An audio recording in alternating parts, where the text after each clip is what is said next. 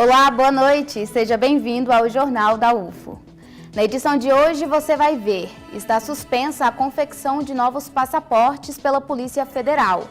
Veja também, uma projeção da ONU indica que até 2030 a maioria da população mundial não será branca. E ainda, visitar museus vira tratamento para transtornos psiquiátricos na Bélgica. Essas e outras informações você confere agora. O Jornal da UFO está no ar.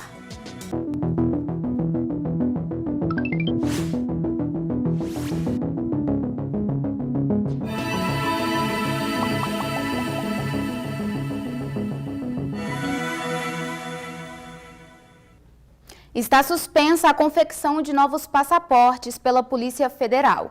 O motivo é a falta de verba. Em nota, a Polícia Federal informou que a medida decorre da insuficiência do orçamento destinado às atividades de controle migratório e emissão de documentos de viagem. O órgão informou que o agendamento online do serviço e o atendimento nos postos da PF estão funcionando normalmente, mas ainda não há previsão para a entrega do passaporte solicitado enquanto não for normalizada a situação orçamentária. Já a emissão do passaporte de emergência está mantida, ou seja, para situações que necessitem do documento de viagem, como motivos de saúde, trabalho ou catástrofes naturais. Nesses casos de emergência, não entram os passaportes emitidos para viagens a turismo. Outros serviços da Polícia Federal estão mantidos. O presidente eleito Luiz Inácio Lula da Silva está de volta ao Brasil depois de uma viagem para a COP27 no Egito e de cumprir agenda em Portugal. Em Lisboa, ele se reuniu com os apoiadores e reforçou que o Brasil vai recuperar a imagem internacional. Foram pouco mais de 24 horas em solo português. O encontro com apoiadores no auditório do Instituto Universitário de Lisboa foi o último compromisso de Lula antes de seguir viagem para o Brasil. O presidente eleito agradeceu pelo apoio dos conterrâneos e disse que espera criar condições para que os brasileiros que deixaram o país nos últimos anos queiram retornar. Eu espero que a gente consiga fazer o nosso país crescer, o nosso país gerar oportunidade de empregos, o nosso país gerar oportunidade de educação, o nosso país voltar a apresentar para a juventude a esperança de que um outro mundo é possível, de que as pessoas podem viver com decência, com dignidade. E eu espero que vocês comecem a voltar para o Brasil orgulhosamente. A parada aqui em Portugal foi no percurso de volta da participação na Conferência do Clima da ONU, no Egito. Uma viagem marcada pela atenção internacional às propostas do presidente eleito. Entre compromissos com a preservação ambiental, de luta contra a fome e promessas de uma política fiscal que gere crescimento, Lula garantiu que o Brasil vai recuperar uma posição de liderança global. Em Portugal, Lula teve 2 longas reuniões com o presidente da República, Marcelo Rebelo de Sousa, e com o primeiro-ministro. Agenda vista como uma reaproximação, não apenas entre os 2 países, mas também do Brasil com a União Europeia. Eu tenho muita esperança que o próximo ano, 2023, marcado pela presidência de Lula da Silva, que vai ter, no segundo semestre, a presidência da Espanha na União Europeia, seja um momento de grande encontro, de reencontro entre a Europa e a América do Sul em geral e com o Brasil em particular. Agora vamos falar dos atos antidemocráticos que começaram desde a derrota de Bolsonaro nas urnas. O perfil das lideranças dos bloqueios às estradas do Brasil pode ser visto em relatórios enviados ao Supremo Tribunal Federal. De acordo com o jornal Estado de São Paulo, os relatórios foram elaborados pelas polícias militar, civil e federal e pelo Ministério Público nos estados. Os documentos foram produzidos por ordem do ministro Alexandre de Moraes. Os relatórios citam o protagonismo dos líderes e identificam os donos de veículos usados para bloquear vias e ainda os responsáveis por alugar banheiros químicos e carros de som. Os investigadores também buscaram dados nas redes sociais, onde algumas pessoas se identificaram como lideranças ao divulgar os protestos. São citados políticos, policiais e ex-policiais, servidores públicos, sindicalistas, fazendeiros, empresários do agronegócio e donos de estandes de tiro. Eles não são acusados de crimes, mas poderão ser investigados criminalmente. O governo federal gastou mais de R$100 mil com subsídio a combustíveis fósseis no ano passado. É o que mostra um novo estudo. Enquanto o mundo discute o futuro, o Brasil financia o passado. A União gastou pouco mais de 118 bilhões de reais em subsídios aos combustíveis fósseis em 2021. Produzido pelo Instituto de Estudos Socioeconômicos, INESC, o documento mostra que o Brasil deu quase 72 bilhões de reais ao consumo de derivados de petróleo. Outros 46 bilhões foram à produção. Os principais subsídios ao consumo partiram da redução de tributos federais sobre o preço de gasolina e diesel. No caso da produção, o governo abriu mão de impostos que incidem sobre a importação e a fabricação interna de máquinas e equipamentos para a exploração de petróleo e gás. No momento em que países discutem formas de investir em energia limpa, o Brasil vai na contramão. A conta bilionária apresentada pelo INESC ainda não inclui a recente redução da alíquota do ICMS sobre gasolina e diesel, uma aposta eleitoral da gestão Bolsonaro. É como se o país pagasse para poluir o ambiente cada vez que um carro acelera. Em 2022 a gente vai ter aí um salto da casa de mais de 50 bilhões, com certeza, que é o reflexo exatamente de uma série de desonerações, principalmente sobre os combustíveis, né, diesel e gasolina. Segundo o relatório, o país deu 749 milhões de reais ao subsídio ao carvão no ano passado. É 3 vezes mais que o incentivo federal às fontes renováveis de energia. As usinas que geram energia com carvão mineral representam quase 1/3 do total das emissões do setor elétrico. Ao mesmo tempo, os Estados Unidos, que ocupam a 2ª posição no ranking de maiores poluidores globais, aprovaram em agosto um pacote que prevê quase 2 trilhões de reais em créditos para a energia limpa, incluindo a compra de carros elétricos. Hoje nenhum país, nenhuma sociedade pode se furtar de encarar esse problema como parte de um problema global que, portanto, também precisa de uma solução global. Uma das recomendações do estudo é que o governo brasileiro faça realmente o seu dever de casa e avalie de forma oficial qual é o tamanho dos subsídios, coisa que não acontece hoje. Um pouco mais de um mês para o fim do governo Bolsonaro, a Amazônia não para de arder. Os estados onde o atual presidente venceu as eleições bateram recorde de queimadas nos primeiros dias de novembro. E, de acordo com especialistas, a devastação da floresta amazônica vai piorar até o dia 31 de dezembro. O aumento é expressivo e sem precedentes.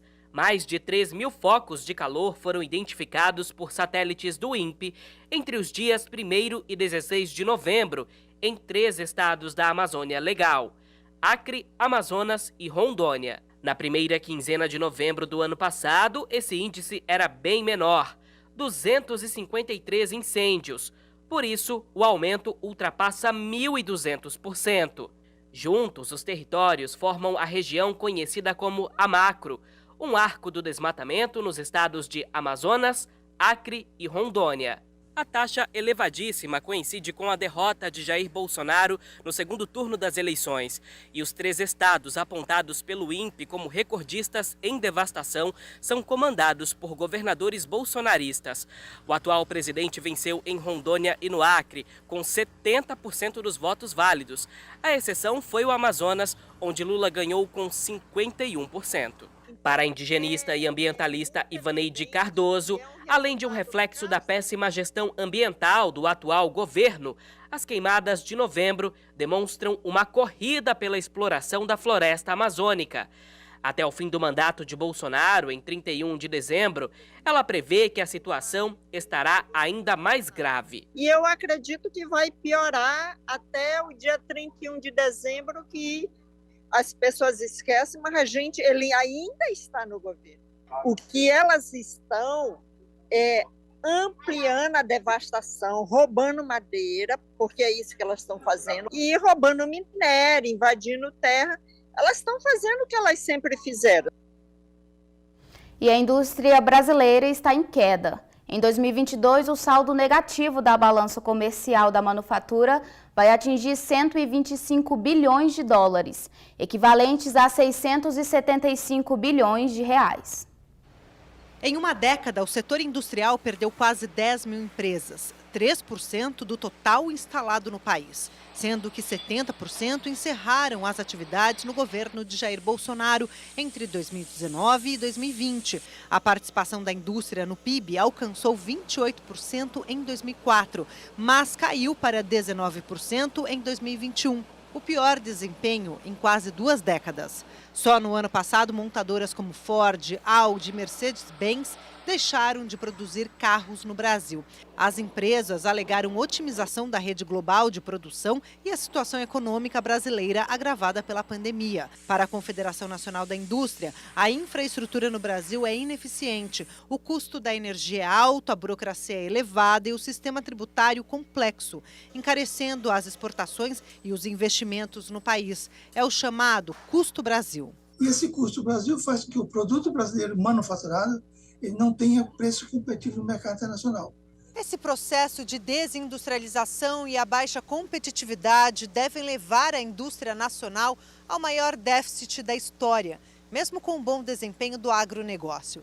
Segundo a Associação de Comércio Exterior do Brasil, a diferença entre as importações e as exportações do setor produtivo, ou seja, produtos com maior valor agregado, deve atingir um saldo negativo recorde neste ano, chegando a 125 bilhões de dólares.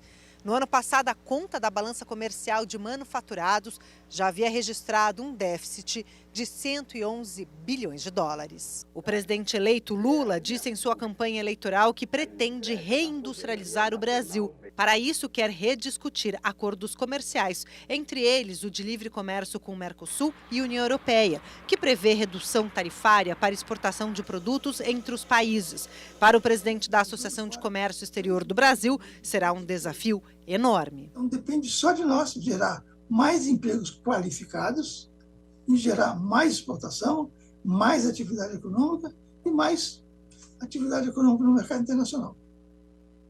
Uma projeção da ONU indica que até o ano de 2050, a maioria da população mundial não será branca, cenário que deve obrigar países desenvolvidos a reformularem suas políticas migratórias.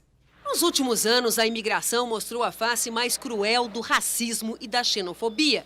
Enquanto ucranianos brancos foram acolhidos sem restrições quando a guerra começou no leste europeu, milhares de imigrantes negros, sobretudo de países da África, morreram tentando chegar ao velho continente. Uma realidade que obrigatoriamente terá que mudar, segundo a ONU. Projeções das Nações Unidas mostram que até 2050, mais da metade do aumento da população global vai se concentrar em 8 países de população não branca, 5 na África e 3 na Ásia, os 2 continentes que têm as maiores taxas de fecundidade do mundo, Estados Unidos, Japão e até mesmo o Brasil, onde a maioria da população é preta e parda, terão uma queda no número de pessoas brancas. Um cenário que deve levar países desenvolvidos a repensar as políticas migratórias. Então, para dar o exemplo dos Estados Unidos, vão depender muito da chegada de imigrantes para que eles continuem crescendo.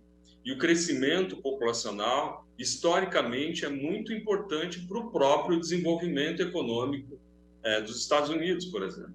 Com menos brancos para ocupar as vagas no mercado de trabalho, a procura pela mão de obra de cidadãos asiáticos e africanos vai aumentar. O desafio será garantir as mesmas oportunidades, salários e condições de igualdade. Os imigrantes que chegam em países desenvolvidos de maneira desumana são usados como mão de obra barata em atividades desprezadas pelas populações locais. As obras faraônicas feitas para a Copa do Mundo no Catar, por exemplo, foram erguidas por imigrantes, a maioria oriunda de Bangladesh, Índia, Nepal e de nações africanas. Há muitas denúncias de mortes provocadas pelas más condições de trabalho, num país onde a temperatura pode chegar aos 50 graus no verão. o fim do racismo ainda terá que enfrentar os movimentos supremacistas brancos que se proliferam ao redor do planeta. Nos Estados Unidos, a população não branca deve superar a de brancos em 2045, o que tem alimentado discursos de ódio e episódios de violência, principalmente contra os negros, que até no Brasil, de maioria não branca, continuam sendo alvo de ataques, racismo e violência policial. Infelizmente, ao longo da história, a gente teve sempre grupos de pele negra que foram negligenciados. Isso é um fato constatado empiricamente no nosso dia a dia. Muito embora não faça sentido a existência dessas diferenças raciais, objetivamente elas existem. E as políticas sociais existem no sentido de fazer fácil, de enfrentar esses problemas. Quase 20% das adolescentes gestantes voltam a engravidar antes da idade adulta. É o que revela o estudo Nascer no Brasil, que foi feito há 10 anos e agora é realizado pela segunda vez. A Tarsila engravidou pela primeira vez aos 16 anos e depois novamente aos 19. Sem acesso à saúde sexual e reprodutiva, começar a vida adulta com 2 filhos pequenos foi um choque. Ter que mudar tudo o que você imaginou para sua vida e é muito em questão de meses, é muito rápido. Você não tem tempo para assimilar essa mudança também. Na hora que você vê, você já está com uma criança no colo, já é uma outra pessoa, tem que assumir uma postura que acho que psicologicamente, socialmente você não está preparada. 1 a cada 5 adolescentes gestantes volta a engravidar antes de chegar à vida adulta. Um estudo da Universidade Federal do Espírito Santo levou em consideração dados da Fiocruz de 2011 e 2012 de mais de 4.500 adolescentes grávidas. E está muito vinculado à falta de acesso a serviços educativos, serviços de saúde, também muito vinculado à extrema pobreza. As adolescentes, ainda numa tenra idade, acabam firmando algum compromisso com algum companheiro e elas até relatam que são casadas. Segundo o Ministério da Saúde, 14% dos partos realizados no Brasil são de adolescentes de até 19 anos. Apesar de estar em queda, a taxa é uma das maiores da América Latina. Grande parte das gestações não é planejada nem desejada. Jovens com baixa escolaridade e renda são mais expostas ao problema. Aquelas que moram com o companheiro têm uma chance 2 vezes maior de engravidar novamente. Nessa idade, a gravidez apresenta riscos aumentados de hipertensão, eclâmpsia, parto prematuro e bebês com baixo peso. Já os problemas sociais vão de evasão escolar ao aumento da desigualdade de gênero. A gravidez na adolescência, ela acontece porque há negação de direitos para adolescentes. Por não prevenir violência sexual, por não impedir casamento e união infantil e precoce, o acesso a métodos contraceptivos, a educação em sexualidade, o acesso à informação de qualidade. Por outro lado, a escolaridade é um fator protetivo às adolescentes. O risco de repetir uma gravidez na adolescência cai 23% a cada ano que consegue adiar uma gestação. Por isso, a Tarsila, com base na própria experiência, hoje dialoga muito com os filhos e promove rodas de conversa nas escolas para que os jovens tenham acesso ao planejamento familiar. Não abandone os seus estudos, marque de imediato seu primeiro pré-natal. E depois brigue para que o sistema te ajude a ter um planejamento familiar. A população idosa com HIV cresce no Brasil. Um dos motivos é o aumento da expectativa de vida e também a falta de políticas de prevenção da doença específicas para este público. Aos 62 anos, Luiz preside a Associação Eternamente Sou. A gente, na nossa associação, tem um cuidado muito grande com as pessoas assistidas e em desenvolver também políticas públicas e atividades que premiem essa fatia da população LGBT e da velhice como um todo, né? Um dos temas tratados é a infecção por HIV na população idosa. Em 5 anos, os registros cresceram 60%, passando dos 5.400 novos casos em 2019. O Ministério da Saúde considera neste grupo pessoas a partir de 50 anos, justamente porque o vírus acelera o processo de envelhecimento. Esse envelhecimento biológico se dá em torno de 10 a 15 anos antes do que se esperaria para uma pessoa não infectada pelo HIV. A gente só tem que ter mais atenção com as chamadas comorbidades próprias do processo de envelhecimento, que poderão acometer essa população numa idade mais precoce. Os sintomas do vírus da AIDS em idosos são similares aos de adultos mais jovens: perda de peso, febre, inapetência.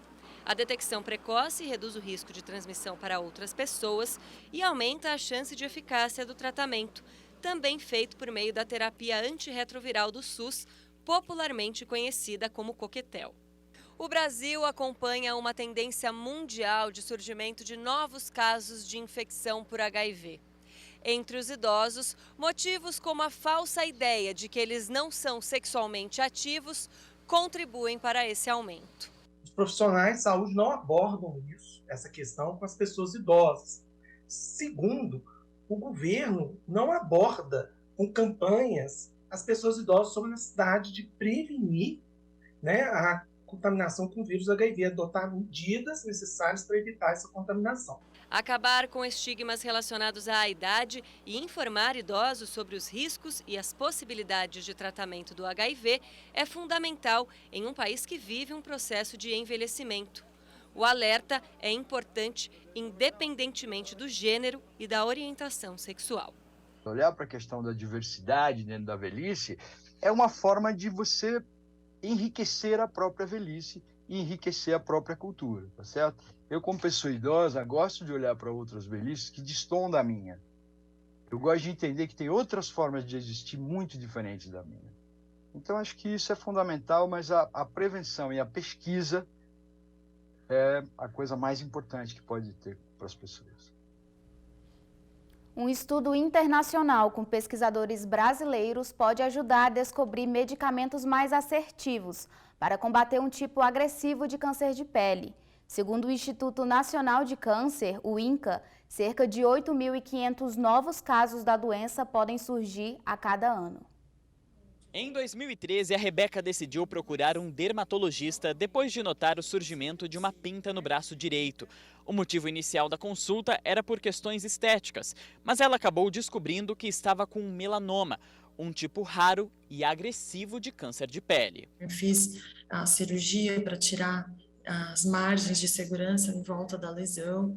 Fiz uma pesquisa para ver se uma outra cirurgia que pesquisa se eu já tinha alguma metástase no corpo, e para minha grata surpresa, eu tive um diagnóstico precoce. E isso significa que não foi necessário que eu fizesse nenhum outro tratamento. O melanoma atinge principalmente pessoas de pele clara e se forma por causa da exposição aos raios ultravioleta.